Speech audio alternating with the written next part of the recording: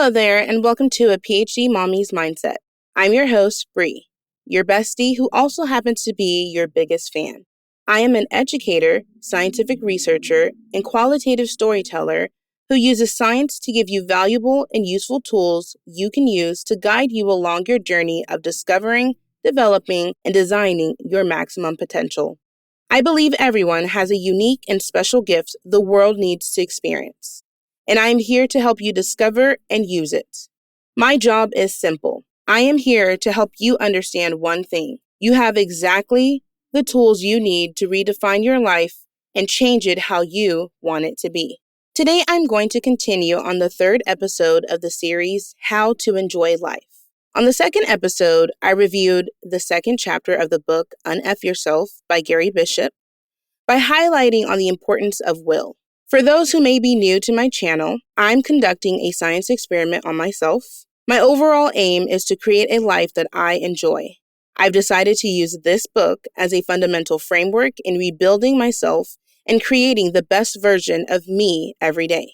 This series will cover the 9 chapters of this book, and it will provide you with valuable tools you can add to your own toolbox to help create a better system for you and your family. I am a researcher, and I'm also an educator. I enjoy reading and conducting research, and I'm committed to helping you have a sense of self-worth and self-love.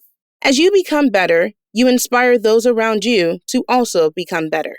I am on a mission to create a world in which every human being has a free will to discover, develop, and design a life they can truly enjoy and love.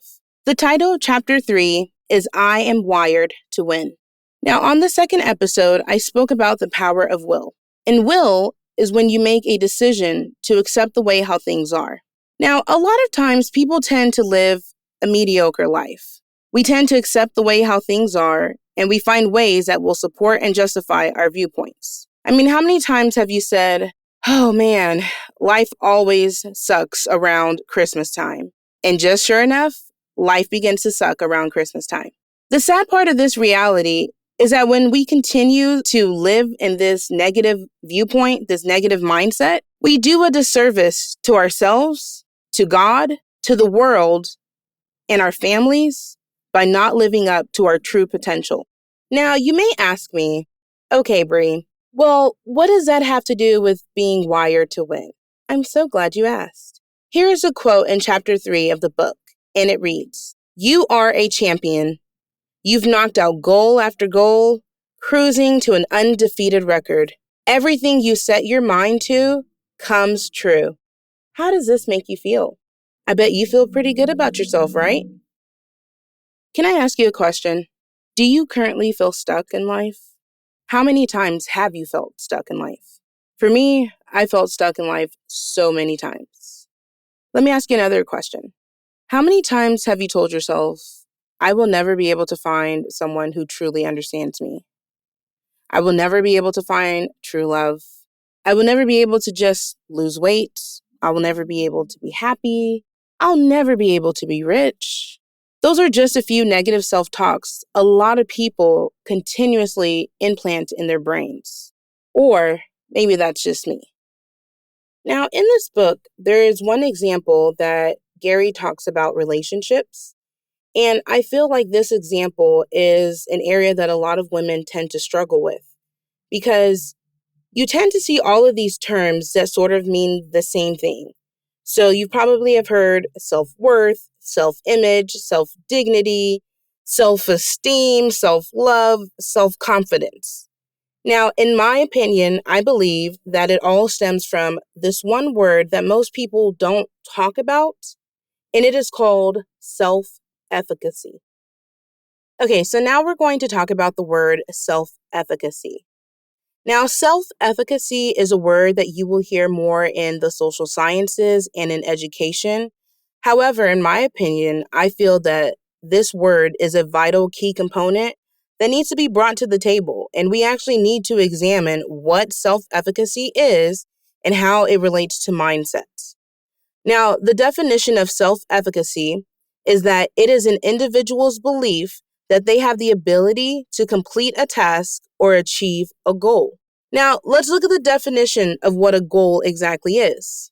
A goal means the end toward which effort is directed, aka it's an aim. So if you are looking for a relationship, your aim is to fall in love. If you are trying to lose weight, you have an aim to lose weight and be healthy. If you have an aim to be rich, you are trying to be rich so that you can afford more things. You have a goal, you have an aim. The goal, whatever you want to call it, there's an objective, there's a task, there's an aim, there's a goal, there's a desire, there's an end result. It all boils down to the same. Whether you have self-efficacy, that determines how you see your goal, how you see your aim, how you see your belief. I know you're thinking, how does this make me wired to win? Again, Bree. And I have another quote in chapter 3. The truth of it is, you are winning at the life you have. What if I don't want this life? Fine. But this is the one you are currently winning at. End quote. You are wired to win because you have exactly the life you believe that you can have. You have a low level of self-efficacy. Mic drop. We continue to program our brains to be wired to win through our subconscious way of thinking. So let me break it down to you. We use old excuses, such as our past relationships, traumatic childhood, and horrible experiences to justify and make some type of rational sense as to why we are very irrational and also rational at the same time. Now, don't get me wrong. I'm not saying that our past is not important. However, what do you really gain from constantly blaming that ex who left you pregnant 8 years ago? What do you gain from blaming your dad who walked out on you and your siblings when you were 2? What do you get by blaming the color of your skin as to why you won't be successful and why you continue to hinder and live in this place that you don't like? What do you gain by saying that your socioeconomic status or the fact that you live in poverty is the reason why you won't pursue an education? What do you get by saying that your learning disability won't allow you to progress and advance in life? Honestly, you don't gain anything. The only thing that you continue to gain is a miserable life that sucks. And here's the thing. If you want to continue to live a life that is miserable and sucks, that's exactly what you're wiring your brain to do. You are wired to win. Now, Gary brings in the next positive self-assertion, I am wired to win. However, I want to break it down into a way that you can understand exactly what I am wired to win actually means. He goes on to explain what exactly this means, and it means that you are wired to win because your brain is wired. Now remember, your brain's job is to protect and keep you safe. It does not really understand what is good or what is bad. It's like a sponge. It just absorbs all of what our subconscious mind believes. Now, this can be a good thing, but this can also be a bad thing. Now, this becomes especially troublesome when what you want on a subconscious level is different from what you say that you want. This is when Gary introduces us to the subtopic of being the ruler of our own domain. Now, Gary goes ahead and talks about this research study that was conducted by Dr. Bruce Lipton, who was a famous stem cell and DNA scientist. And Dr. Lipton found out that 95% of what we do in our day-to-day life is controlled by our subconscious. Now, you may ask yourself, what exactly is the subconscious? And in my opinion, in order to understand the term subconscious, you need to understand this model that was created by Sigmund Freud. It's called the 3-level mind model. Now, according to Freud, the mind is divided into 3 parts. We have the conscious part, we have the subconscious part, and we have the unconscious part. Now, the conscious part is going to include your thoughts and actions that you are consciously aware of.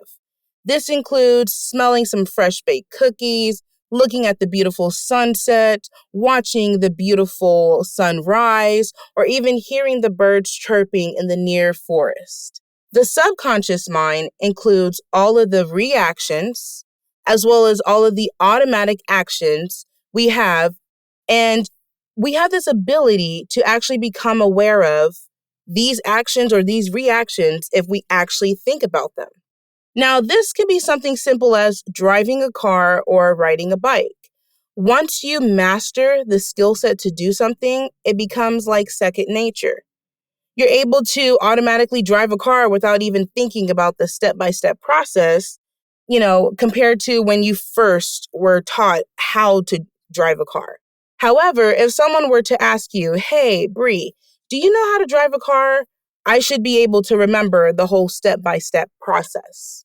Now, the unconscious mind includes all of our past events and memories. Sometimes we may forget about a certain event no matter how hard we try.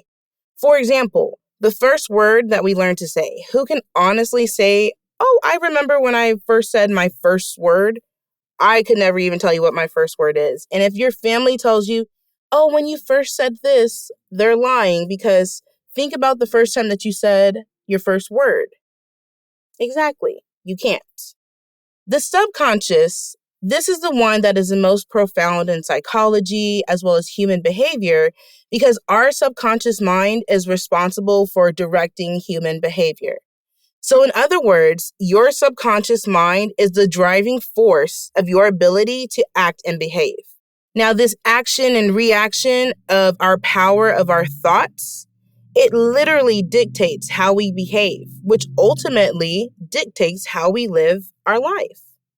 Like I told you before, you are wired to win. Being the ruler of your domain means that you are the ruler of different areas of your life. That includes financial, physical, social, etc. So basically, the level that you place yourself on in the various areas of your life, they are going to make you act, think, plan on that level. Now, you may ask, how can I switch to another domain? The first step is that you need to uncover and realize the ways how you limit yourself. You really need to get into it, and you have to be honest with yourself. I've decided to list 5 of probably many, many ways that I limit myself. And I'm just going to be completely honest, transparent, and upfront. Number 1, I allow myself to get so frustrated easily because I feel that I am not capable of doing something great. I lack a lot of self-confidence. I lack self-efficacy. I live 10% of my maximum potential in life because I lack self-efficacy. I set boundaries on my dreams and goals because I have doubt in simply just being myself. I care so much about the opinions of others that I have allowed myself to be in this small box that I'm the one who has the key to, but yet I place myself in there.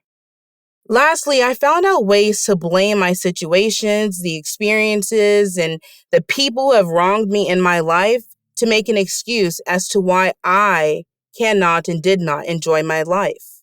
In order for me to start thinking on another level, I need to uncover and I need to realize I limit myself. I want you to pause at this moment and just write down 5 ways that you limit yourself. Be honest with yourself. Don't lie to yourself. Don't sugarcoat anything. Get a piece of paper, get a pen, and really get into it. How do you limit yourself? The conclusions that you have about yourself, others, and simply just life in general, those are the very conclusions that limit your potential. Here's the thing. You're going to have to break through those conclusions. And I'm here to tell you, it is not easy. But man, it's powerful and it's possible. You can do it. You have to change your automatic action by first changing your reactions. Now, I want you to examine the problem areas in your life. What areas do you find yourself struggling in? Do you have negative habits? Do you have a hard time managing your finances? Do you have a hard time managing your time? Do you have trouble losing weight? Are you a constant procrastinator who waits until the last minute to do things? Sorry, I'm just talking about myself. I literally take a long time to do things just so I can prove that I have no time. But what exactly am I trying to prove that I have no time to do? Of course, I am trying to prove that I have no time to reach my full potential. Because when I reach my full potential, in order to do so, I have to work on myself every single day. I have to be disciplined in order to become the best version of myself that I can be. So instead of actually working on becoming a better person, I decide to engage in self-pity and self-sabotage by getting so frustrated over things that I really shouldn't be frustrated over. There's a lot of things that I make a bigger deal than what it should be. And that's because I've just made it a big deal in my head to justify the reason why I get so frustrated. Now, I've decided in my head at this point that I've developed a state of learned helplessness. So I've sat around and I'm thinking, oh my goodness, my life is over. I lost my job, my life is over. I have no money, my life is over. This guy will not talk to me anymore, my life is over. My life is not actually over. Who cares that I had a failed relationship? Who cares that I've made bad financial decisions? So what if I fell off of the wagon? Who cares that I've repeated a couple courses in my program? So what? I've fallen down. Guess what? As long as I am alive, as long as I have breath in me, I can get back up. My past does not determine my future. I determine my future. I determine my future by being focused on the here and the now. They always say, guard your gratitude. Be grateful for the here and for the now. If you're a millennial like me, you've probably seen that movie Annie. It's a great movie. I love it. However, it has a terrible mindset. There's one song that most people think about when they hear the movie Annie. And she says she keeps thinking about tomorrow. She kept thinking about tomorrow instead of thinking about today. Now, before you guys all shoot the messenger, I understand she was just a kid. But if you really examine that movie, you can see how the media and that song programmed us to start thinking about tomorrow. But if we just always think about tomorrow, we'll never be able to actually reach our potential today. If you want to go spiritual with it, the Bible talks about focusing on the here and the now. I'm not entirely sure what verse it is, but I know it is definitely in the Bible. So, if God tells you you need to focus on the here and the now, and psychology, science, whatever you want to call it, also says that you need to focus on the here and now, and even rich people, if you read their books or if you listen to their podcasts, Tony Robbins, Eric Thomas, Jocko Willink, Andrew Huberman, so many people, they always say that time is the only thing that you cannot get back. You have to execute. You need to make decisions. You can't sit around and analyze and strategize. Just like Gary Vee says, you need to document, not create. Gary says a profound statement. He says, many of my clients, I have found, have one particular thing in common: the subconscious desire to prove that their parents did a bad job raising them. This can manifest in so many different ways, some being worse than others. Some are subtle, others obvious, while all are very potent. This is so true. Instead of taking ownership and responsibility, we begin to point the blame to our parents. Think about it. Psychology, science, religion, education, everything all backs up the claim that parents have an important impact on dictating the lives of their children. If you think about all of the self-help, the parenting classes, the counseling classes that we take to become better parents, why do we actually take them? We take them because we make up this thing in our head, this idea that our parents sucked as being parents. And in order to not suck as bad as our parents did, we need to learn better ways to not suck at parenting. But that's not true. Maybe your parent did suck at parenting. Maybe they didn't suck at parenting. Regardless of it, they did the best that they could do with the tools that they had. If you are lucky like me, I get to see how my parents learned more tools along the way in how they treat my kids. For example, like my mom, she will cook about 3 different meals for my daughters because baby G didn't want oatmeal, so she'll make her eggs and sausages and pancakes. And then maybe baby G didn't want pancakes, so she'll make some waffles.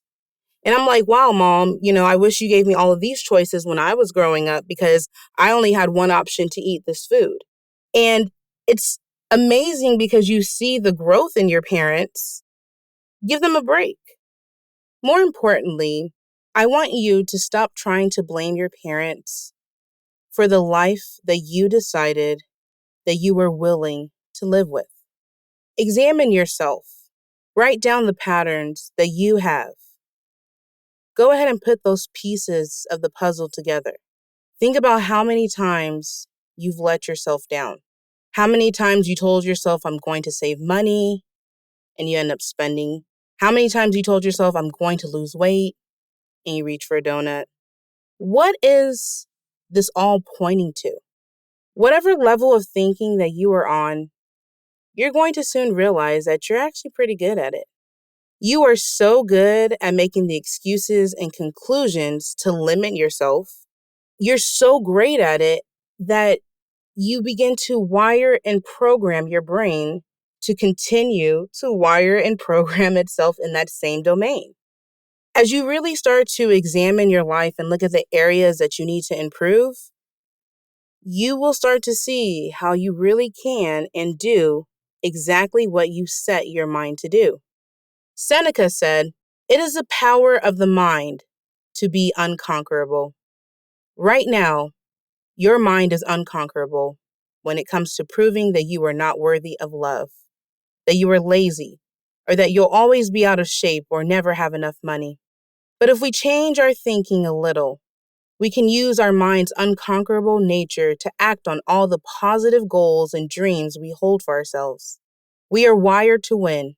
We just have to point ourselves in the right direction so we can win at something we consciously choose. End quote. Creating the game plan. The happiness of your life depends upon the quality of your thoughts. Therefore, guard accordingly and take that you entertain no notions unsuitable to virtue and reasonable nature. Marcus Aurelius. In order to change our domain, we have to make a conscious decision to change our domain. What that means is that even if we consciously decide the right option every single time, it only accounts for 5% of our behavior. Remember, Dr. Bruce Lipton conducted a research study that stated that 95% of what we do in our day-to-day life is controlled by our subconscious. Saying I am wired to win can only get you so far. We're going to have to get our hands a little bit of dirty. We're going to need to start filling up our bucket, our mind bucket, with the right ideas. So this is how we're going to do it.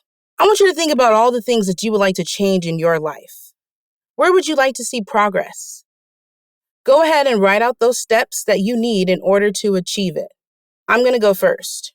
One goal that I like to see myself is to become a healthier version of myself. Now, don't get me wrong, I got a long way to go, but I'm going to create a menu of things that I need to work on. I'm going to create a step-by-step procedure, a methodology, whatever you want to call it. Write it down. Write down the steps that takes you and requires you to achieve that goal.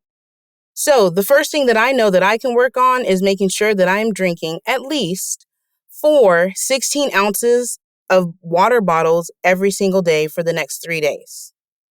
Now, that might seem kind of elementary and very minute and just step by step, but I'm going to be honest. I have a bad habit of not drinking enough water. So I'm going to set a realistic goal for myself so that I can set myself up for success. So first I need to ask myself, am I willing to start drinking 16 ounces of water every single day? Am I willing to live a life where I can be healthier? I am willing. More importantly, I am committed to drinking 16-ounce bottles of water per day.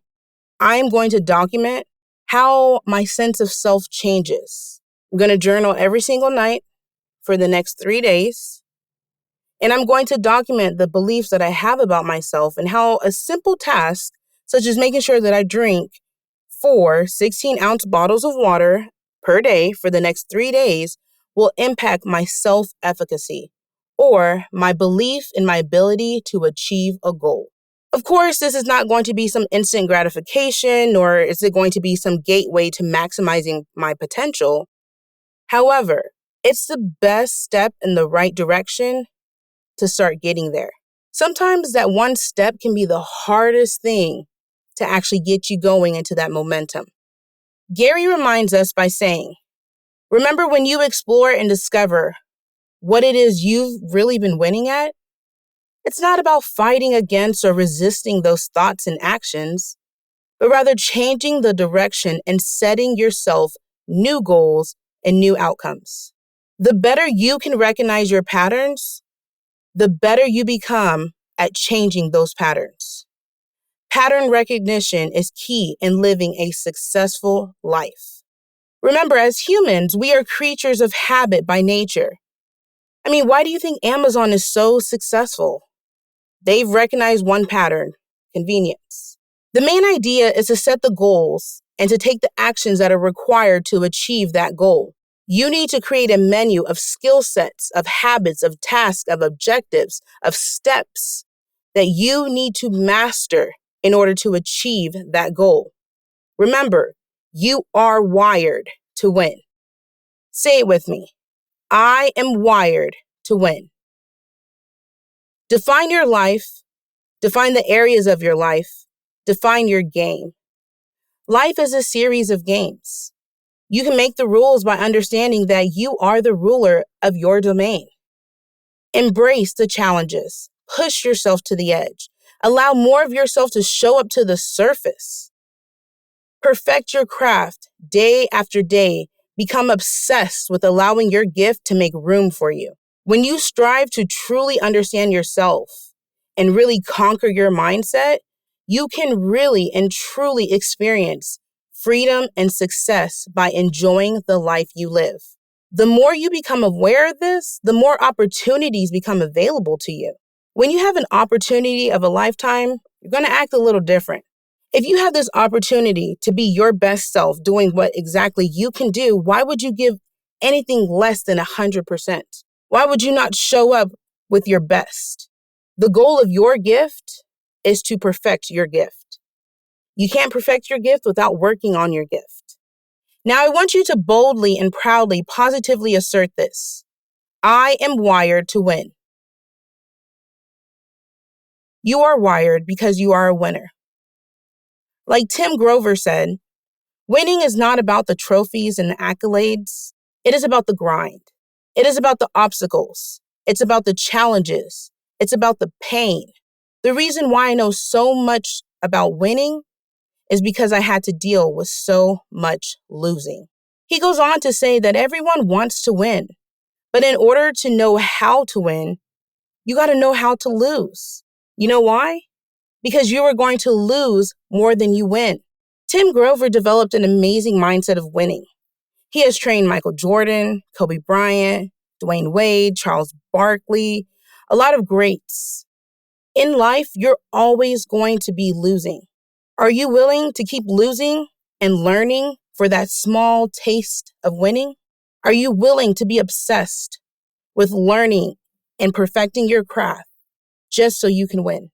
If so, then my challenge to you is that I challenge you to step out there, believe in yourself, develop a level of self-efficacy by simply believing in your ability to achieve your goals. You can do this by proudly and boldly, positively asserting to your mind, I am wired to win. This was podcast episode 3, How to Enjoy Life, Wired to Win, where I highlighted on the importance of being the ruler of your domain by setting goals, executing those goals, and believing in yourself. The more you realize you are hardwired to win at anything in life you want, the more you can demand greatness, freedom, and success by simply discovering, developing, and designing the life you want, a life you love and enjoy. Remember, I'm only here to help you understand one thing.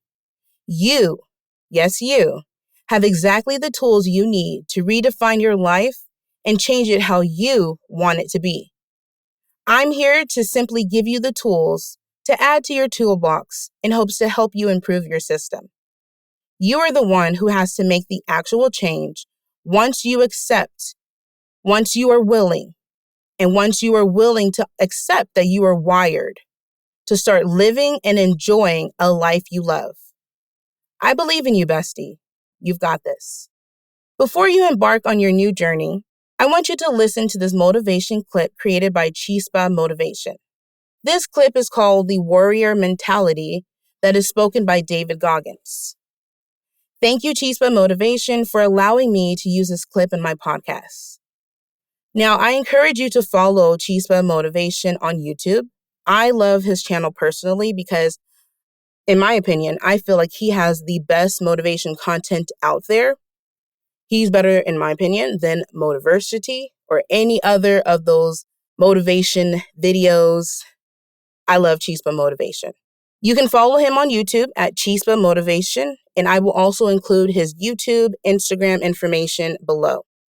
Thanks for listening to A PhD Mama's Mindset. Feel free to subscribe to this series wherever you listen to podcasts. Follow me on Instagram at The PhD Mom Life, or you can follow us on our website at www.aphdmomlife.com. Go and blaze a new world.